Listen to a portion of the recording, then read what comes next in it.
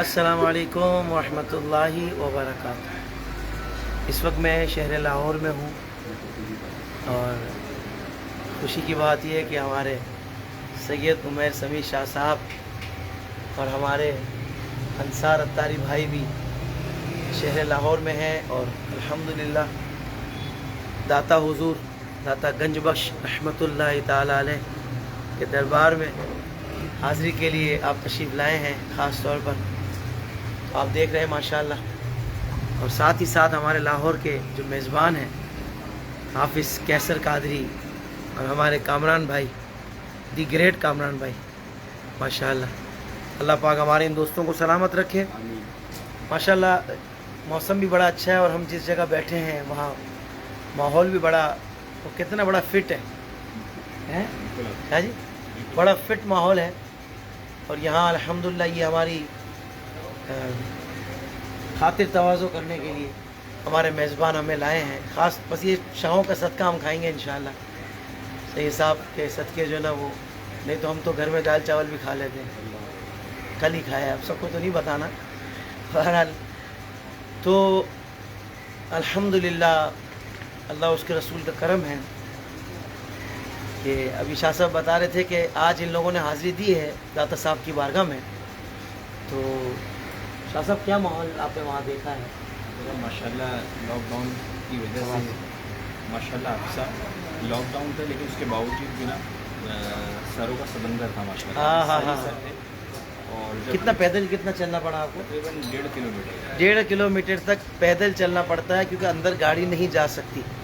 جی ہاں، مطلب لاکھوں کی تعداد میں، بالکل ایسے ہی۔ ہاں لاکھوں کی تعداد میں عرس کے ان ایام میں حضور داتا گنج بخش رحمۃ اللہ تعالی علیہ کی بارگاہ میں ان کے معتقدین حاضری دیتے ہیں، اور کیا سمجھ کر؟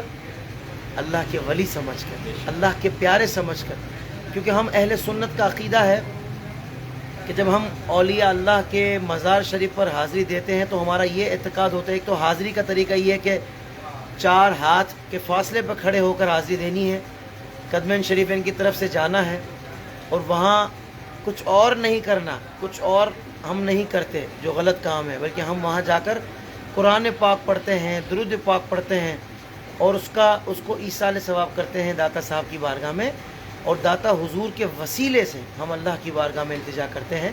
تو اللہ تعالیٰ اپنے پیاروں کے صدقے، اللہ تعالیٰ اپنے پیاروں کے صدقے ہماری پریشانیاں دور فرماتا ہے، ہم پر بھی رحمتوں کو نزول فرماتا ہے۔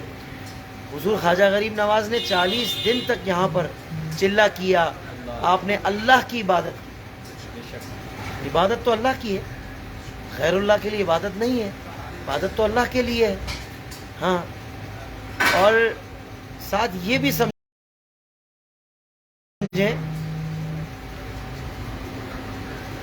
سمجھیں کہ یہ تو اللہ کے پیارے ہیں، تو اللہ کے پیاروں کے وسیلے سے جب اللہ سے مانگا جاتا ہے تو اللہ تعالیٰ اپنا خصوصی فضل کرم فرماتا ہے۔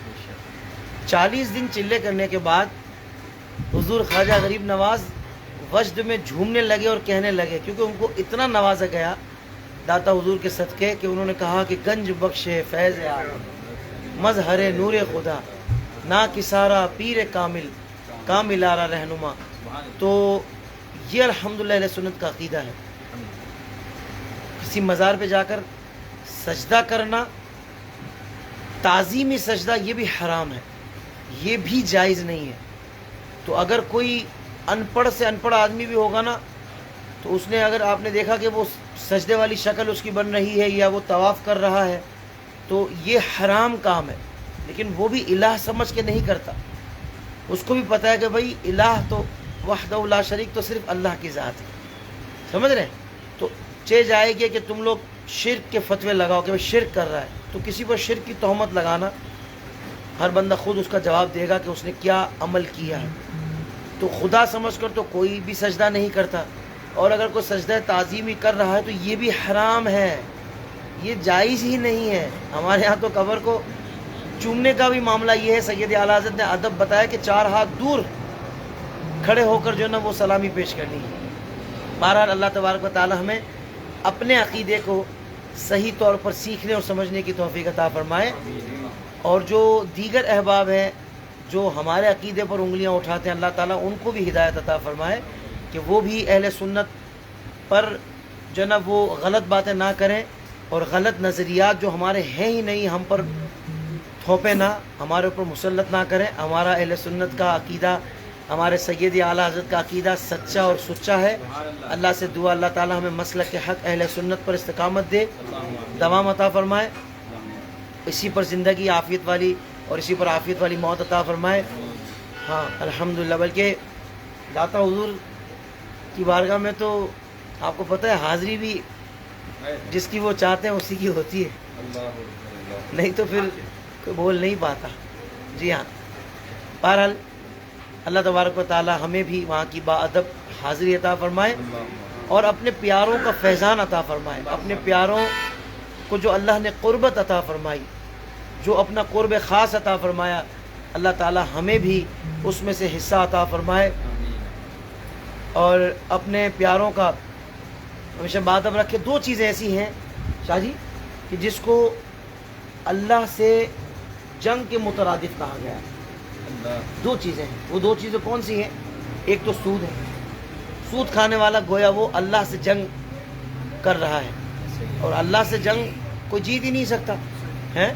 بھائی اللہ دنیا میں جس کو طاقتور بنا دے تو بظاہر تو بندہ لگتا ہے کہ بھائی وہ اتنا طاقتور، میں اتنا کمزور، میں نہیں جیت سکتا، تو پھر کوئی اللہ سے جنگ کیسے کر سکتا ہے؟ جیتنا تو کجا، جنگ کر بھی کیسے سکتا ہے؟ ایک سود کھانے والے کے بارے میں یہ ہے، اور دوسرا جو اولیاء اللہ سے عداوت رکھتا ہے، جو اولیاء اللہ سے دشمنی رکھتا ہے، گویا وہ اللہ سے جنگ کر رہا ہے۔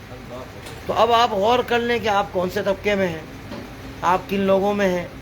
تو انشاءاللہ امید ہے کہ تھوڑا سا ڈیپلی ان باتوں کو کسی عالم دین کے پاس، دیکھیں عالم دین کا بھی انتخاب، یہاں بندہ کھانے پینے میں جب انتخاب کرتا ہے کہ بھائی یہ ہوٹل نہیں، یہ ہوٹل، یہ کپڑے نہیں، یہ کپڑے، معیار جب آپ نے ہر چیز میں رکھا ہوا ہے تو پھر علم دین حاصل کرنے میں بھی معیار ہونا چاہیے۔ جو علماء حق ہیں انہی سے جاننا چاہیے کہ بھائی صحیح بات کیا ہے قرآن و حدیث کی۔ مجھے ایک بندہ کہہ رہا تھا کہ کیسے پتہ لگے کون صحیح ہے؟ ہر بندہ ہر مکتبہ فکر کہتا ہے ہم صحیح ہیں۔ میں نے کہا یہ بتاؤ اپنے مکتبہ فکر سے، اپنے مسلک کی تعلیم، اپنے جو الحمدللہ ہم اہل حق ہیں، یہ تعلیم آپ نے حاصل کی ہے نہیں کی؟ اس بارے میں کبھی جاننے کی کوشش کی؟ بولا نہیں۔ میں نے کہا پہلے وہ جانو، پھر تمہیں ضرورت ہی نہیں رہے گی اس سوال کرنے کی کہ کون صحیح ہے۔ الحمدللہ حق تمہارے سامنے واضح ہو جائے گا۔ اللہ تعالی ہمیں مسلک حق پر قائم و دائم رکھے اور مرشدی اتار کے قدموں میں رکھے۔ یہ دیکھیں اتاری بیٹھے ہوئے ہیں، ہم سارے اتاری الحمدللہ، ہمارے کامران بھائی بھی، ہمارے حافظ کیسر بھی، ہم سارے الحمدللہ اتاری ہیں۔ تو اللہ تعالیٰ مرشدی اتار کے قدموں میں رکھے اور دعوت اسلامی سے ہمیشہ وابستہ رکھے، وابستگی میں پختگی عطا فرمائے اور ہمیں مبلغ بنائے، ہمیں مدنی مقصد پر عمل کرنے کی توفیق عطا فرمائے۔ اپنا بہت خیال رکھیے گا جی۔ دادا صاحب کی منقبت کی بھی ہو جائے۔ ہاں، راوی دے کنڈے، راوی دے کنڈے میرا داتا ڈیرا لایا، میں صدقے داتا تو، میں صدقے داتا تو جن لور نوان وسایا، میں صدقے داتا تو، میں صدقے داتا تو جن لور نوان وسایا۔